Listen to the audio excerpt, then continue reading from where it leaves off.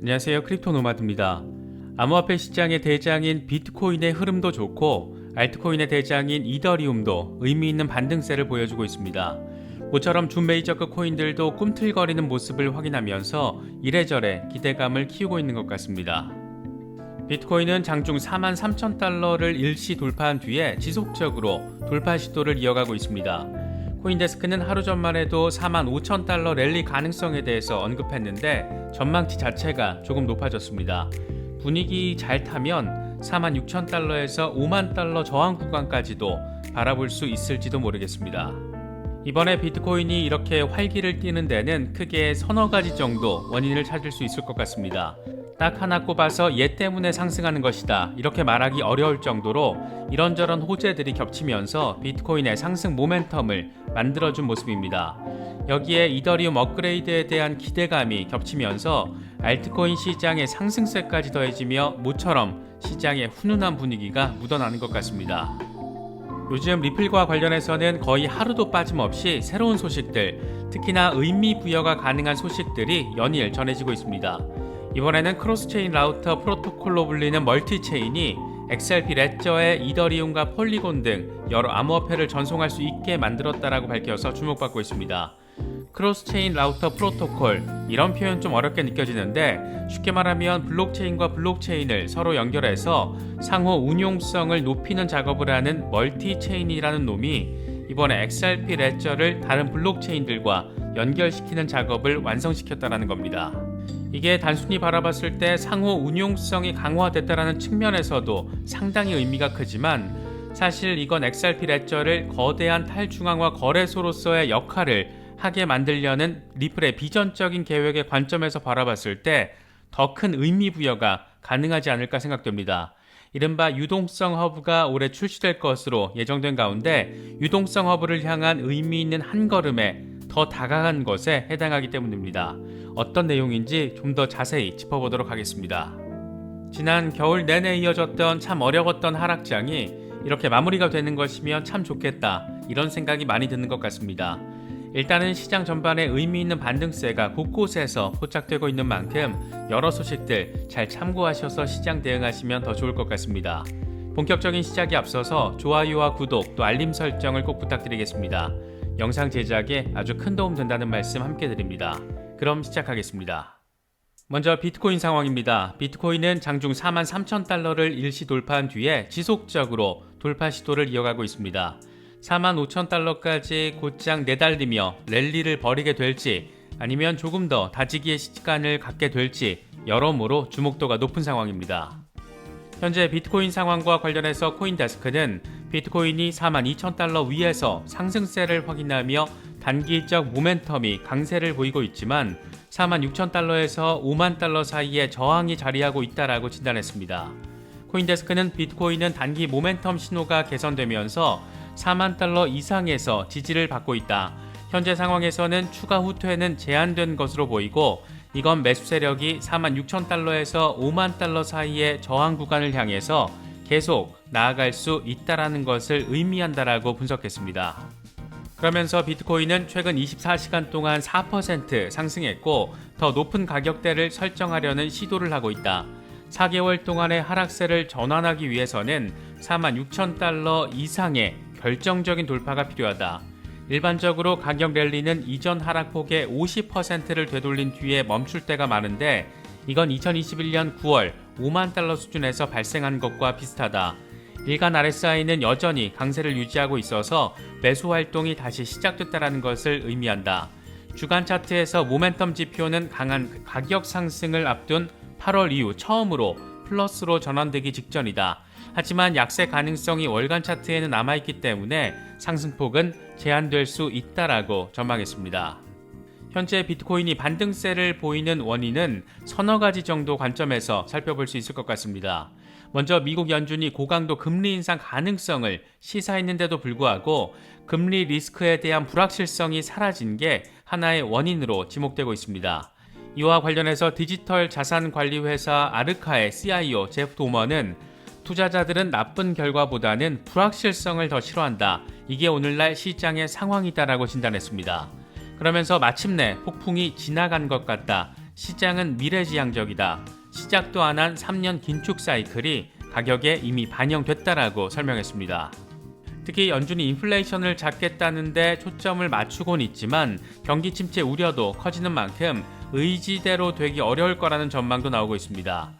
암호화폐 자산운용사 블로핀 소속의 변동성 트레이더 그리핀 아더는 장단기 국채금리 역전은 연준이 미래에 타협할 수 있다는 것을 알려주기 때문에 어떤 면에서는 좋은 신호다. 경기가 침체되면 연준은 양적 완화를 택할 수밖에 없다. 현재 거시 데이터로는 연준이 매파 정책을 지지할 수 있지만 최대 2년은 넘지 않을 것이라고 내다봤습니다. 이와 함께 골드만삭스가 갤럭시 디지털과 함께 차액정산 방식의 첫 번째 비트코인 옵션 상품을 출시한 것도 호재성 이슈로 작용했다라는 분석입니다. 차익정산 옵션은 상품 만기일에 행사가와 만기 시점 가격의 차익만을 정산하는 옵션 상품인데 골드만삭스가 지난해 거래를 시작한 거래소 기반 CME 비트코인 선물과 달리 은행이 직접 관련 상품 거래에 참여한 것이어서 더 큰 리스크를 감당한다라는 점에서 의미 부여가 가능합니다. 비트코인 투자와 관련해서 간접적인 참여 방식이 아니라 직접 리스크를 감수하고 대형 투자은행이 뛰어들었다라는 점에서 더 큰 의미 부여가 가능하다라는 겁니다. 이와 관련해서 데미안 밴더윌트 갤럭시 디지털 공동대표는 이번 거래는 골드만삭스가 고객을 대신한 암호화폐 시장 투자 맞춤형 상품에 직접 첫 발을 내딛었다는 것을 의미한다. 차익정산 옵션은 거래소 기반 선물 상품에 비해서 시장과 훨씬 밀접한 연관성을 갖는다. 골드만삭스는 이번 거래를 통해서 더 큰 리스크를 감수하기 시작했고 이건 암호화폐 시장의 성숙도에 대한 신뢰를 암시하는 것이다라고 말했습니다. 이런 거 보면 비트코인 현물 ETF가 정식 승인된 뒤의 상황 참 볼만할 것 같습니다. 여러모로 기대가 되는 부분입니다. 또 한 가지 원인으로는 테라의 비트코인 매수가 본격적으로 시작됐다라는 점도 꼽을 수 있을 것 같습니다. 유명 암호화폐 분석가인 라크 데이비스는 테라가 1억 2,500만 달러 규모의 비트코인을 매수했다. 이건 생태계 준비 자산으로 비트코인을 보유하기 위한 테라의 첫 본격 매입 활동이라고 밝혔습니다. 앞서 테라 권도형 대표는 비트코인 표준을 통한 새로운 화폐 시스템의 시대를 열기 위해서 100억 달러 규모의 비트코인을 준비 자산으로 매입하겠다라고 밝혔는데 테라는 비트코인의 상징성과 역량을 추가해서 테라 생태계의 안정성을 키우려는 전략적 접근을 노리고 있는 것으로 바라볼 수가 있습니다. 10조 원 넘는 돈이 순차적으로 비트코인 시장에 들어온다라는 것이어서 투자 심리를 자극시킬 충분한 요인으로 거론되고 있습니다. 세계 최대 암호화폐 자산 운용사 그레이스케일이 스마트 계약 생태계에 대한 투자 기회를 제공하는 새로운 펀드를 출시한 것도 눈에 띄는 부분입니다. 그레이스케일은 스마트 컨트랙트 플랫폼 X 이더리움 펀드를 출시했는데 여기에는 카르다노와 솔라나, 아발란체, 폴카닷, 폴리곤, 알고랜드, 스텔라 등이 포함됐습니다. 이와 관련해서 마이클 소넨샤인 CEO는 이 펀드가 다양한 디파이 플랫폼에 직접 투자하기보다 지분을 보유할 수 있도록 하는 것이다. 스마트 계약 기술은 디지털 경제의 성장에 필수적이지만 어느 플랫폼이 성공할지 판단하기에 아직 이르다. 이 펀드의 장점은 투자자가 한 명의 승자를 선택할 필요가 없고 단일 투자 수단을 통해서 스마트 계약 플랫폼 생태계 개발에 접근할 수 있다는 것이다. 이렇게 말했습니다. 현재 구성 비중을 보면 카르다노와 솔라나가 각각 보유 지분의 24% 이상으로 가장 비중이 크고 아발란체와 폴카닷이 각각 16% 정도 수준입니다. 그 뒤로 폴리곤, 알고랜드, 스텔라 루멘이 뒤에 자리하고 있습니다. 소넨샤인의 멘트와 비슷한 맥락의 분석도 하나 더 나왔는데 이번에는 시카고 연방은행이 암호화폐가 상호 연결성이 높아서 한 가지만 고르는 노력은 의미가 없다. 이런 내용의 보고서를 발표했습니다. 블룸버그 보도 내용을 보면 시카고 연방은행은 수천 개의 암호화폐 가운데 하나를 고르려는 노력은 의미 없는 행동일 수 있다. 암호화폐 시장은 상호 연결돼 있다. 암호화폐 시장의 상호 연결성 지수 범위는 86에서 97% 사이에 자리하고 있다. 암호화폐 가격은 비슷한 방향으로 움직이는 경향이 있고 전체적으로 충격에 민감하다.